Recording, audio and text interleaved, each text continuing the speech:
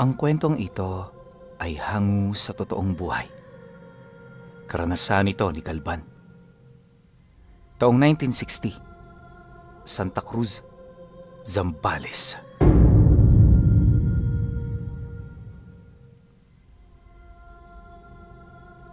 Noong mga panahong ito, nakatira sa dulo ng Santa Cruz ang pamilya ni Galvan.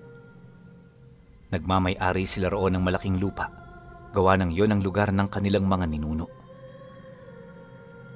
Ayon sa kanya, na kahit hindi gaanong marangya ang kanilang pamilya, maraming tao ang nakakakilala sa kanila. Yon ay dahil sa isa siyang bantog na manggagamot. Wala sa dugo nila ang pagiging manggagamot pinuno. Kaya yung mga magulang niya, tila bang hindi pabor sa larangan na kanyang tinahak. Pero kalaunan, nang mapagtanto ng mga ito ang importansya ng kanyang ginagawa, unti-unti na nila yung natanggap hanggang sa malaman niyang ipinagmamalaki na siya ng kanyang mga magulang.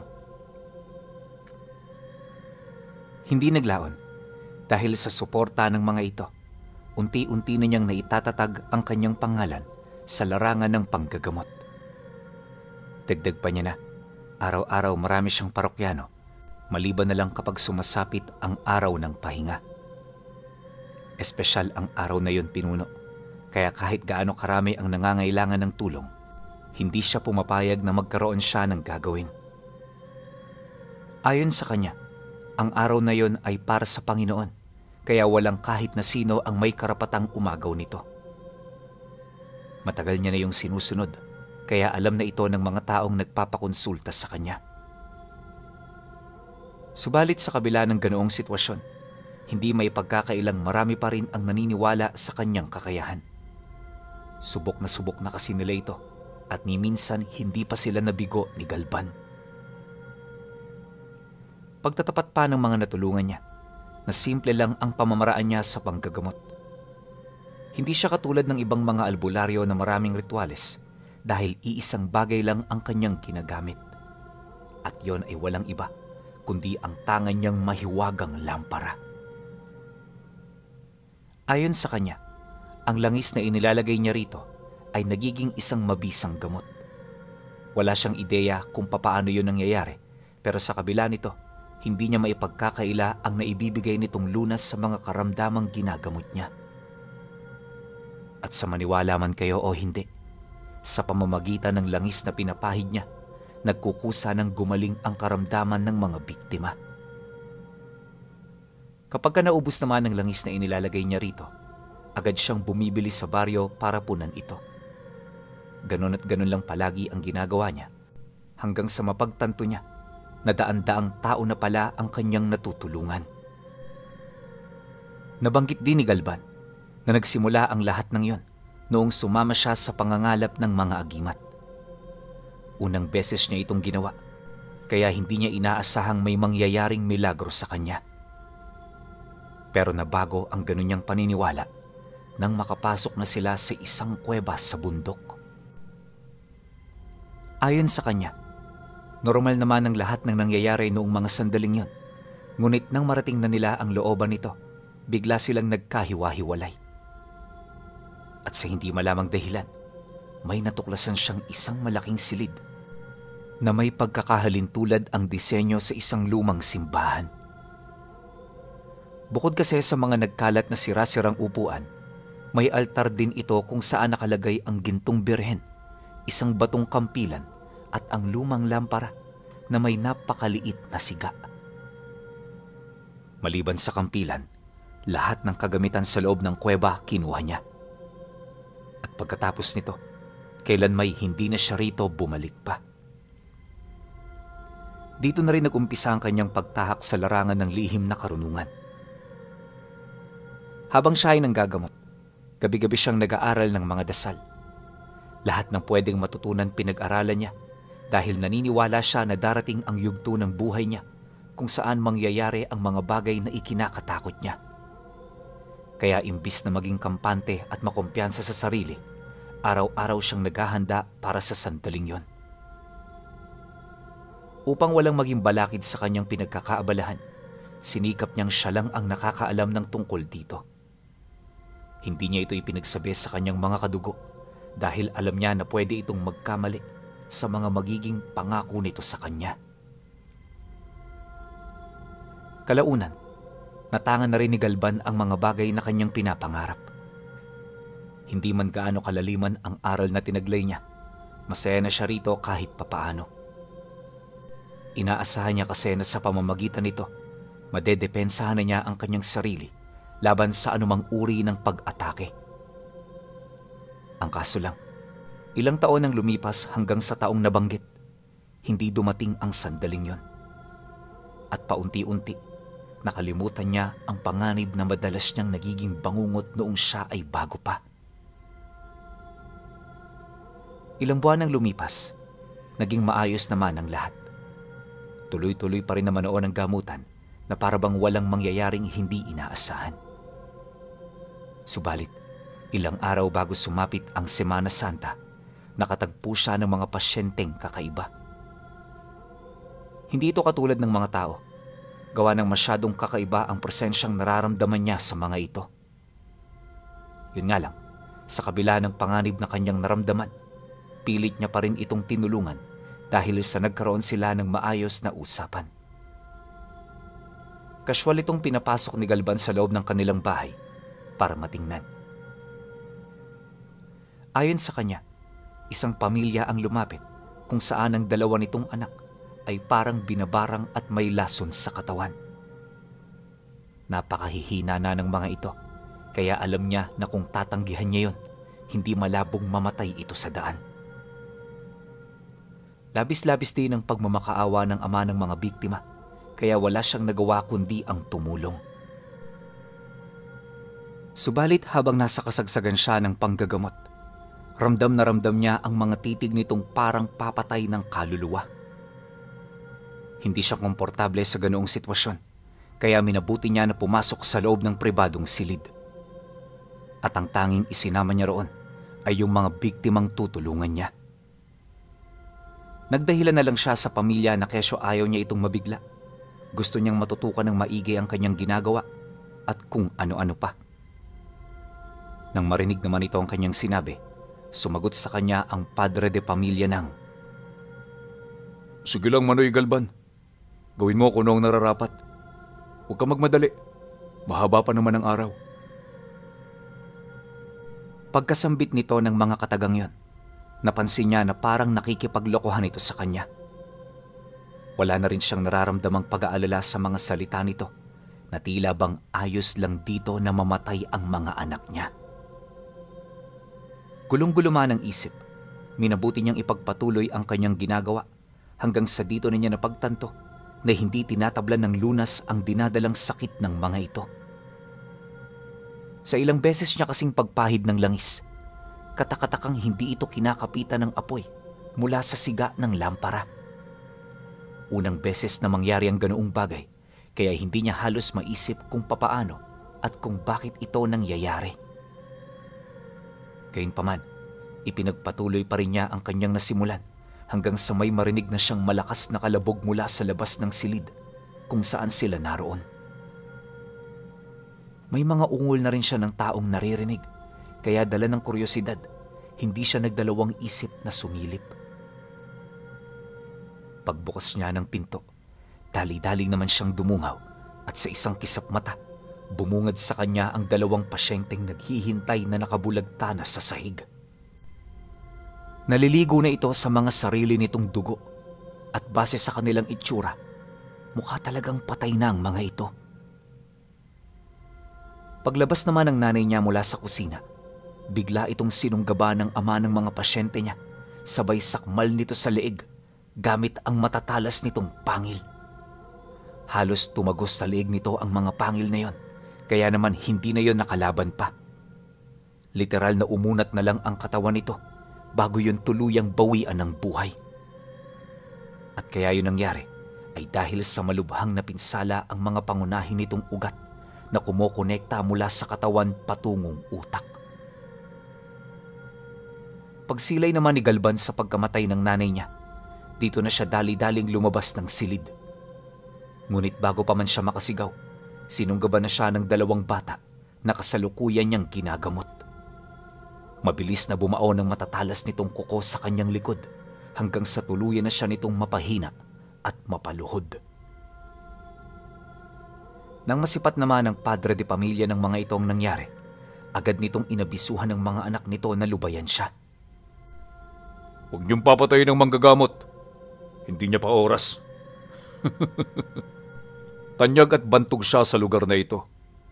Pero kung wala ang lampara, wala rin siya. Hayaan natin siyang mabuhay sa ngayon dahil ang kahihiyan ay higit na mas mabigat kaysa kamatayan. Tayo na! Wika ng nilalang. Pagkasambit nito ng mga kataga, agad nitong kinuha ang lampara na itinabi niya sa gilid ng pinto. Matapos nun, dali-dali yung umalis hanggang sa mawala na yon sa kanyang paningin. Pagkaraan pa ng ilang minuto, bigla niyang naramdaman ang mabilis na pagdilim ng paligid hanggang sa mawala na siya ng ulirat. Paggising naman niya, nadatnan niya ang kanyang sarili na nakahiga sa isang silid kung saan nakaupo sa kanyang tabi ang ama niyang tulala buhat sa mga nangyari. Pagsilay niya rito, dali-dali niya itong tiningnan at kinausap, ngunit sa kasamaang palad, hindi nito nagawang sumagot sa kanya. Ang tanging nasabi lang nito, wala na ang nanay nila. Pagkarinig naman ni Galban sa mga katagang yon, agad na numbalik sa kanya ang mga nangyari bago siya nawala ng malay. Sa isang iglap, binalot siya ng matinding lungkot hanggang sa hindi na niya mapigilang humagulgol sa pag-iyak. Maya-maya pa, dito na rin niya nalaman na naroon pala sila sa bahay ng manggagamot na kakilala niya. Ito ang unang taong pumunta sa kanila nang malaman nito ang nangyari sa kanya. Hindi nagtagal, nakita niya itong pumasok sa loob ng silid, bitbit ang isang mangkok ng lunas. Agad itong ipinainom ng matanda sa kanya habang nagwiwika ng, "Maswerte ka na lang at hindi ka pinatay ng mga aswang na tinulungan mo. Hindi ka ba marunong kumilatis ng tao, Galban?" Alam mo kasi, ito ang unang beses na nakarinig ako ng manggagamot na tumulong sa aswang. Nakakatawang isipin, kaya pagpasensyahan mo na ako. Nang marinig niya ang sinabi nito, pilit siyang umupo habang seryosong sumasagot doon ng, "Hindi ko na napansin dahil sa dami ng ginagawa ko. Ay, kung alam ko lang sana, ako na mismo ang nagtaboy sa kanila. Hindi pa sana namatay si inay. Kasalanan ko ang lahat ng ito, kaya gagawin ko ang lahat upang sila'y mapagbayad." Pagkarinig naman ng manggagamot sa kanyang sinabi, hindi na ito nagsalita pa. Alam nito kung gaano katindi ang galit na nararamdaman niya, gawa ng maging ito man, naranasan na ring mawala ng mahal sa buhay dahil sa pag-atake ng mga aswang. Batid din itong wala pang karanasan sa mga ganoong nilalang si Galban, kaya hinding-hindi niya ito masisisi. Pagkatapos ng kanilang usapan, agad nitong pinagtuunan ng atensyon ng mga pinsala na kanyang natamo. Ayon dito, may halong lason ang sugat sa kanyang likod, kaya umasa siyang aabutin ito ng ilang buwan bago maghilom. At sa loob ng mga araw na yon, kinakailangan niyang magpahinga lang. Hindi siya pwedeng manggamot o gumawa ng mga bagay na papagod sa katawan niya. Bagaman nakakalungkot itong marinig, yun lang ang paraan kung gusto niyang tuluyan siyang gumaling. Dahil sa sinabi nito, napatangulang naman siya. Aminado kasi siyang kinakailangan niya munang tulungan ang kanyang sarili bago niya pagtuunan ng atensyon ang kanyang kapwa. Sa paglipas ng mga araw, unti-unti na niyang nararamdaman ang pagbago ng kanyang buhay. May hirap man ito sa simula, pero ika nga ni Galban, sanayan lamang ang lahat. Kapag nasanay ka, matatanggap mo na ang lahat ng pinagdadaanan mo. Ang problema lang na habang tumatagal ang kanyang pananatili sa bahay ng kanyang kaibigan, Tila bang dumarami rin ang taong naghahanap sa kanya. Gustong-gusto niya itong tulungan pero hindi niya ito magagawa nang wala ang lampara. Kaya habang siya ay nagpapagaling, nakiusap siya sa mga nakilala niyang antingero na hanapin ang mga aswang na kumuha nito. Yun nga lang, agad din naman yung naudlot dahil sa pagsapit ng mahal na araw. Pagtungtong ng Lunes Santo, lahat ng pinakiusapan niya ay muling nangalap ng mga karga. Hindi naman niya ito pwedeng tutulan, gawa ng tradisyon na ito ng bawat isa sa kanila. Kaya kahit mahirap itong tanggapin, aminado siyang napilitan siya.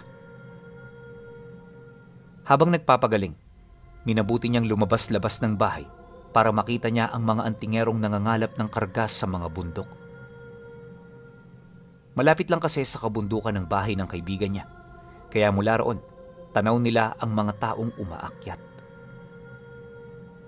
Habang pinagmamasdan niya ang mga ito, paulit-ulit namang sumagi sa isip niya ang kampilang bato na kanyang iniwan. Bagaman wala siyang alam kung ano ang bisa nito, labis-labis ang kanyang panghihinayang na ito ay kanyang iniwan. Yung birhen kasi na nakuha niya sa lumang simbahan ay ibinigay niya sa tiyuhin niyang malapit sa kanya. Pagkakuha nito sa birhen, tsaka naman yung lumipat sa lugar ng napangasawa nito upang dito na manirahan.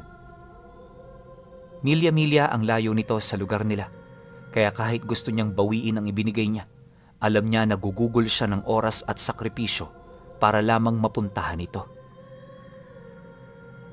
Hindi naman yun gustong mangyari ni Galban dahil lilipas ang Biyernes Santo na wala siyang nakukuhang kahit ano. Ilang araw pa ang dumaan. Pagtungtong ng Miyerkules, dito na siya naglakas loob na magpaalam sa kanyang kaibigan. Nais niya kasi noong mangalap ng karga sa bundok upang mapalakas palalo ang espiritual niyang kakayahan. Noong una medyo tumututol pa ito sa nais niya, pero dahil sa pangungulit, napilitan na rin itong sumang-ayon. Matapos naman nilang magkasundo, hindi na siya nagsayang pa ng oras na umalis. Bandang 3:00 na ng hapon nang tinahak niya ang bundok, kaya marami ang nagsasabi noon na peligroso ang kanyang binabalak. Bukod sa mapanganib umakyat sa ganoong araw, kailangan din niyang may kasama kung gusto niyang makababa siya ng ligtas at makauwi ng buhay sa kanila. Ngunit nang marinig ito ni Galban, hindi niya yun pinakinggan. Alam niya sa kanyang sarili na napakadali na lamang nitong gawin dahil alam na niya kung saan siya pupunta. Isa pa, hindi niya gustong magkaroon ng kasama na magsisilbing alalahanin niya kapag nakapasok na sila ng kuweba. Pagtungtong ng dapit hapon, narating na niya ang yungib kung saan sila pumasok mag-iisang dekada na ang nakalipas. Kakaiba man ang itsura ng lugar, hindi niya maipagkakaila na medyo pamilyar pa rin ito sa kanya. Makalipas pa ang ilang minutong pagmamasid, buong tapang na siyang pumasok sa loob. Bagaman napakadilim ng pasilyong tinatahak niya, wala siyang naramdamang katiting na takot sa katawan niya. Alam niya kasi na matagal na siyang hinihintay ng lugar na yon para makuha ang naiwang batong kampilan. Bagay na naging daan para magkaroon siya ng kumpiyansa sa kanyang sarili. Pero sa loob ng ilang oras na pagtahak ng pasilyo, hindi niya pa rin mahagilap ang eksaktong daan na kanya noong pinasukan. Paunti-unti, pakiramdam niya naliligaw na siya hanggang sa mapagtanto niya na hindi na niya alam ang kanyang ginagawa. Dahil sa pangyayari, agad niyang itinarak ang hawak niyang sulo sa lupa para may hinahong makapagpahinga sa isang tabi. Binaliktad na rin niya ang suot niyang damit sa paniniwalang nakapasok siya sa isang malakas na sabulag. Matapos niya yung gawin, taimtim siyang nanalangin. Naniniwala siya na sa panahong mamutawi ang pagdududa sa sarili, dasal ang pinakamalakas na pananggalang. Matapos niya yung gawin, laking gulat na lamang niya nang may sumimoy na malakas na hangin mula sa bukana. Naglikha ito ng isang kagulat-gulat na tunog na siya namang agad kumuha ng kanyang atensyon.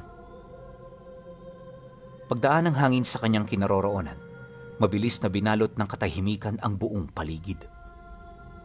Maya-maya pa, dito niya napagtanto na malalim na pala ang pasilyong tinatahak niya, kaya sa halip na bumalik pa, naglakas loob siyang magpatuloy. Sa isip-isip ni Galban, wala na siyang panahon para magdalawang isip o umatras. Dahil unang-una, nakapasok na siya. Dadalawang bagay na lamang din ang pwedeng mangyari sa kanya, at yon ay ang uuwi siya dala ang bato ng kampilan o mamamatay siya sa loob nito, dala ang matinding kabiguan. Ilang oras pa ang lumipas. Wala na siyang ideya sa kung ano na ang nangyayari sa labas. Yung pasilyong dinaraanan niya, unti-unti nang sumisikip, kasabay ng pagnipis ng hangin sa paligid.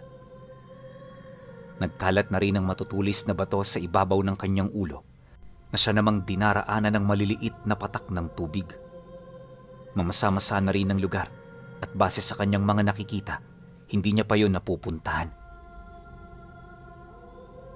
Maya-maya pa, bigla na lamang siyang nakarating sa pinakadulo nitong bahagi.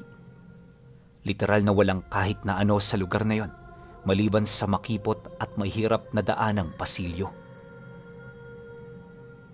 Pagsilay niya rito, unti-unting nawala ang pag-asa na pinanghahawakan niya. Dito na rin sumagi sa kanyang isipan na marahil ay hindi na niya matutunto ng lugar na yon. Pero paglingon niya sa kanyang likod, hindi niya nakita ang pasilyong dinaanan niya. At imbis na itong tumambad sa kanya, bumungad sa kanya ang isang antigong pinto na parabang patungo sa kung saang lugar. Nang masipat niya ito, nagkaroon siya ng mga alalahanin sa kung ano ang kanyang makikita sa loob nito. Gayunpaman, dahil sa wala na siyang mapagpipilian, minabuti niyang pumasok. Sa kabilang banda kasi, tanggap na niya kung ano man ang mangyayari sa kanya. Pagtulak niya ng pinto, agad na bumungad sa kanya ang isang napakaliwanag na silid. Nakakabulag ang liwanag na nagmumula rito, kaya hindi niya kaagad nakita ang nilalaman nito. Ngunit nang medyo masanay na ang kanyang mga mata, nasipat niya ang isang kakaibang lugar na parang hindi umiiral sa ating mundo. Ayon sa kanya, nasa loob ng silid na yon, nakita niya ang malawak na kagubatan na merong mga kabundukan. May sarili rin itong araw at mga tubig na walang humpay na umaagos sa malalaking mga sapa. Napakaganda rin ng lugar na halos kung titingnan, mapagkakamalan mo itong umiira lamang sa isang alamat o kwentong bayan. Kaya sa pagpapatuloy ng kanyang pagmamasid, wala siyang ibang naramdaman kundi ang kagustuhan niyang pumasok sa loob nito. Naisip niya na may dahilan kung bakit siya nakarating sa lugar na yon, at yon ang kailangan niyang malaman. Hindi naglaon. Nang magkaroon na siya ng lakas ng loob, agad siyang umapak sa lupain nito, kasabay ng biglaang paglaho ng pinto na kanyang dinaanan.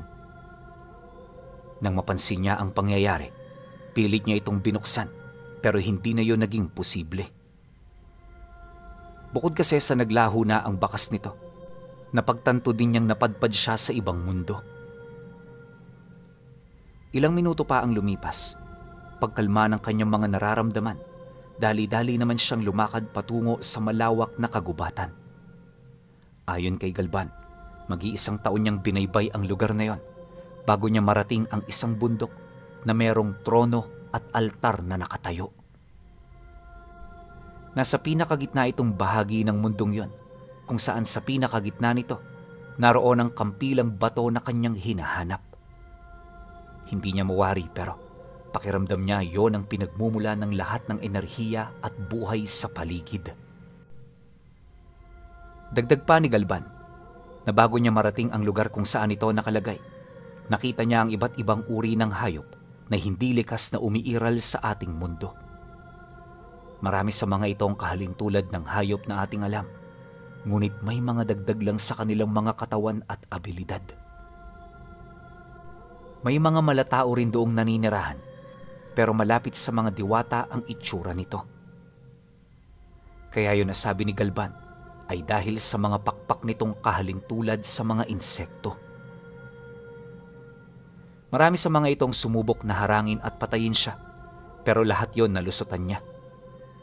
Kaya nang marating niya ang altar at ang trono na matagal na niyang hinahanap, hindi niya maipagkakaila na napakalalim na ng kanyang karanasan pagdating sa pakikipagkombate. Nabanggit din niya na nang marating niya ang lugar na yon. Ilang araw din siya ditong nanatili para pagmasdan ang kagandahan ng lugar na kanyang napuntahan. Hindi nagtagal, nang manawa na siya sa kanyang nakikita, dito niya nakinuha ang kampilan at sa isang kisap mata, nakabalik siya sa bukana ng kuweba.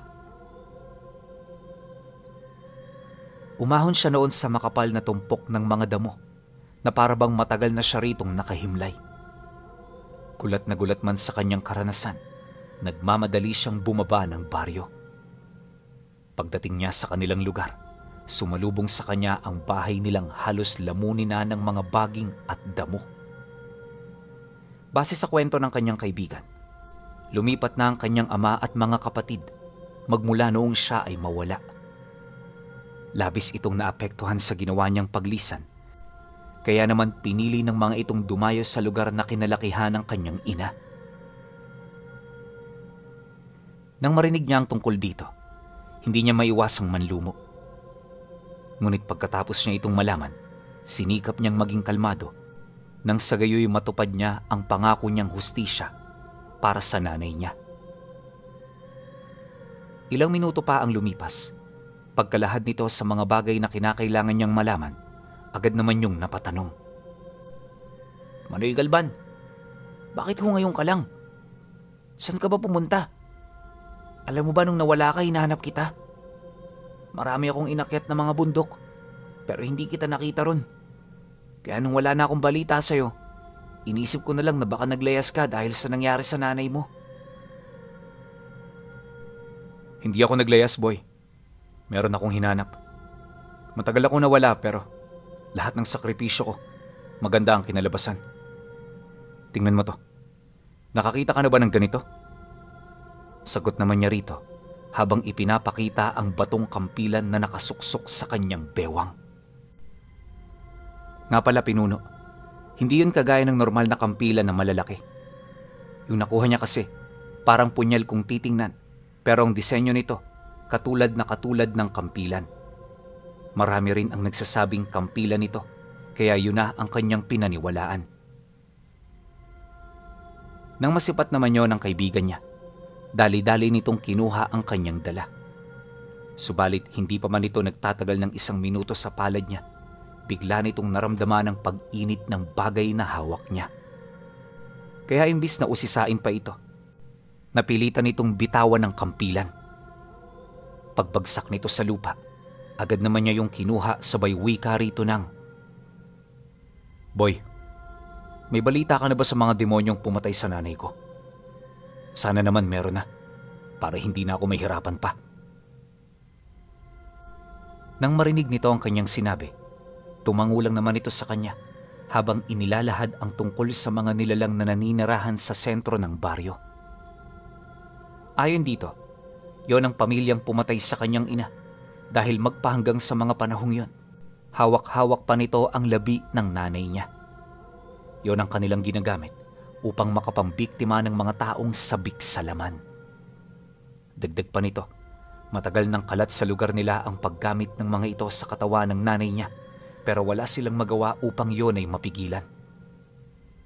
Bukod kasi sa napakalakas ng pamilya, may mga impluwensya din ito sa ibang lahi kaya hindi nila ito basta-bastang mapapatay nang hindi man lang sila dumaraan sa butas ng karayom. Pagtatapat pa nito na, mas mainam na pangilagan na lang niya ang pamilya kung ayaw niya ng karagdagang gulo. Sa bandang huli kasi, magiging walang saysayang paghihigante kung siya mismo ay masasawi. Ngunit nang marinig ni Galban ang babala ng kanyang kaibigan, hindi siya nito natinag. At imbis na panghinaan, mariin niyang inilahad dito na papaslangin niya ang mga ito, anuman ang mangyari. sapagkat bilang anak, hindi niya maaatim na makita ang katawan ng nanay niya na ginagawang manika ng iba.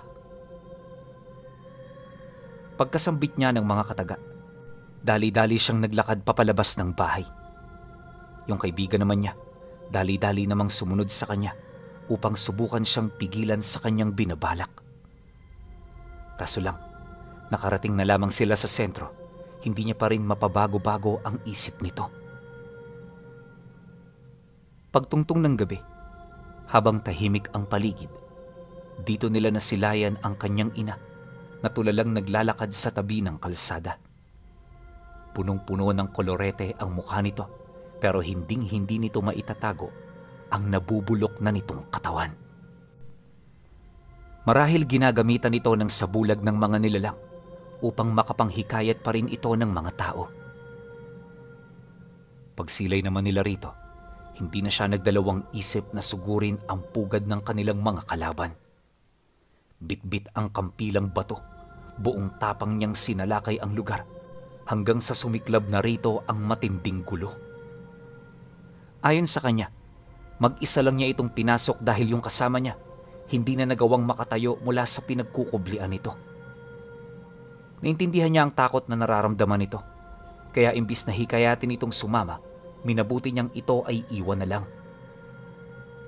Sa loob ng ilang minutong pakikipaglaban niya sa mga nilalang, dito niya nasukat ang lakas nito hanggang sa mahanapan na niya ng butas ang pamamaraan ng kanilang pag-atake. Nang may sa katuparan na yun ni Galban, isa-isa nang bumagsak ang mga nilalang. Hindi naglaon, tuluyan niya na yung nalipol at bilang pagpapakita ng kanyang galit, pinugutan niya ito ng ulo. Ang mga naiwang labi ng mga ito, itinakain niya sa balbal nang sa gayoy kahit sa pintuan ng impyerno, hinding-hindi yun makakapasok.